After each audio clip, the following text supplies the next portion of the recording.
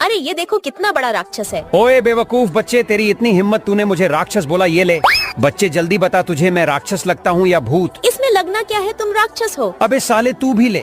बच्चे तू भी बता जल्दी, तुझे मैं कौन लगता हूँ? मुझे तुम राक्षस नहीं भूत जैसे लग रहे हो। हाँ लड़के, तुमने बिल्कुल सही बोला, मैं भूत हूँ।